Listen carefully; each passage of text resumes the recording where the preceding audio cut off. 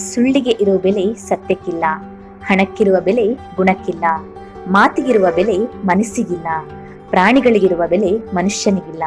ಹಣವೇ ಬದುಕಿನ ಮಾಯೆಯಂತೆ.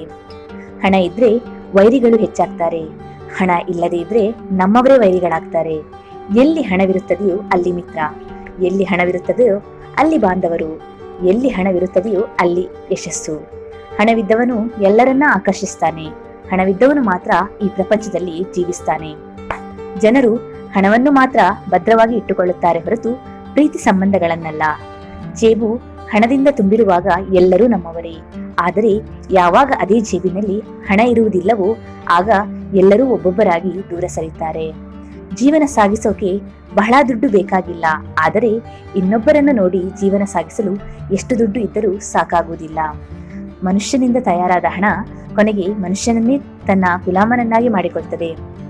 ಸಂಬಂಧ ಮತ್ತು ಹಣ ಎರಡು ಒಂದೇ ರೀತಿ. ಗಳಿಸುವುದು ಕಷ್ಟ, ಕಳೆದುಕೊಳ್ಳುವುದು ಸುಲಭ. ಎರಡನ್ನೂ ಗಳಿಸಿ ಉಳಿಸಿಕೊಳ್ಬೇಕು. ಹಣ ಮನುಷ್ಯನನ್ನು ಬದಲಾಯಿಸುವುದಿಲ್ಲ, ಬದಲಿಗೆ ಮನುಷ್ಯನ ನಿಜ ಸ್ವರೂಪವನ್ನ ಹೊರತರುತ್ತದೆ. ವಿನಯವಿಲ್ಲದ ವಿದ್ಯೆ, ಗುಣವಿಲ್ಲದ ರೂಪ, ಸಮಯಕ್ಕೆ ಉಪಯೋಗಕ್ಕೆ ಬಾರದ ಹಣ, ಹರಿತವಿಲ್ಲದ ಆಯುಧ, ಹಸಿವಿಲ್ಲದ ಊಟ ಹಾಗೂ ಪರೋಪಕಾರವಿಲ್ಲದ ಜೀವನ ವ್ಯರ್ಥ ಎಂದು ಸ್ವಾಮಿ ವಿವೇಕಾನಂದರು ಹೇಳಿರ್ತಾರೆ.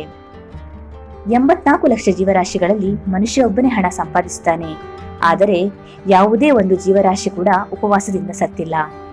ಮನುಷ್ಯನ ಹೊಟ್ಟೆ ಎಂದೂ ತುಂಬಿಲ್ಲ. ಎಷ್ಟು ಕೋಟಿ ಹಣವಿದ್ದರೇನು, ದೇವರು ಕೊಟ್ಟಿರೋ ಆಯುಷ್ಯ ಮೀರಿ ಒಂದು ಕ್ಷಣ ಹೆಚ್ಚಿಗೆ ಬದುಕಕ್ಕಾಗಲ್ಲ. ಹಣ ಎಷ್ಟಿದ್ದರೇನು, ಋಣ ಇದ್ದಷ್ಟೇ ಜೀವನ.